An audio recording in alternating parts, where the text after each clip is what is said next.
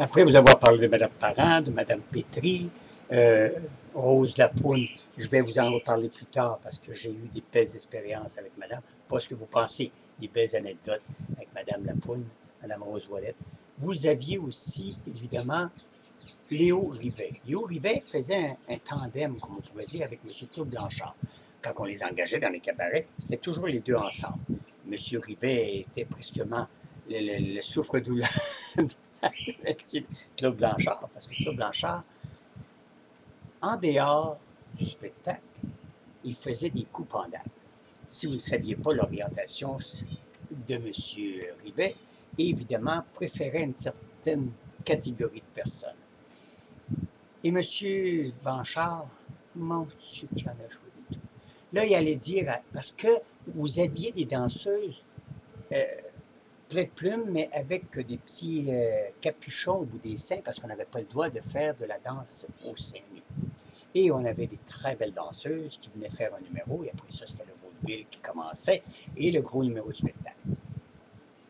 M. Blanchard, de dire, et ça c'est une fois, on va vous en compter d'autres, de fois, il dit à la danseuse, Léo veut absolument qu'il regarde là un brun dans ce temps-là. Là un brun, il va te donner un brun, va t'étendre nu dans son lit, puis après ça, ben, on s'arrangera bien ensemble. Oh mon Dieu. Mon Léo Rivet, c'est rien à faire. Là, M. Blanchard disait, Léo, je t'ai trouvé quelque chose de beau, puis à ton 16, puis à ton goût. La personne t'attend, évidemment, avec un grand plaisir. Lui, pensant autre chose, évidemment,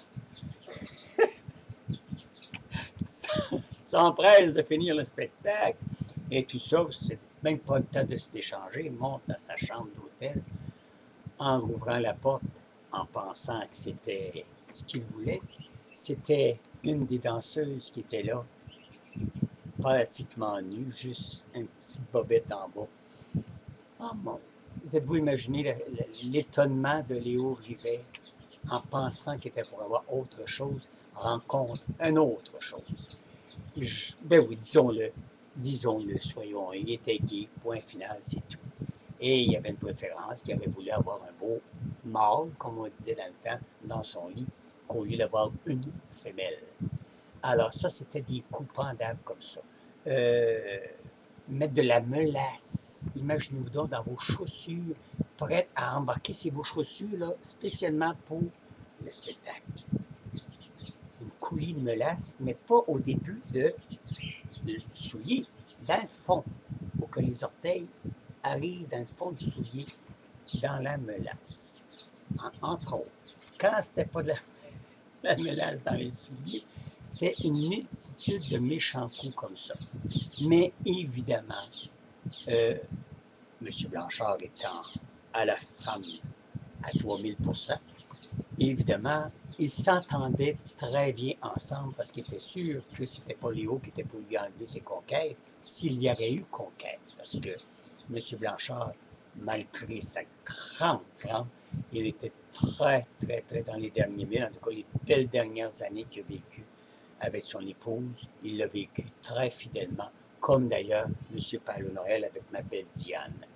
Évidemment, ce sont des petites anecdotes, mais laissez-moi vous dire que quand vous êtes un artiste, qu'il vous reste 4 minutes, 3 minutes, pouf, vous embarquez dans vos souliers, vous êtes prêt, vous embarquez dans les dernières choses que vous embarquez, c'est les souliers, parce qu'il faut mettre vos chaussettes, il faut mettre vos bas, si vous aimez mieux, vos pantalons, vous avez tout mis ça avant, la cravate, tout, puis M. Rivet était d'une impeccabilité, toujours bien mis, tout comme M. Blanchard d'ailleurs.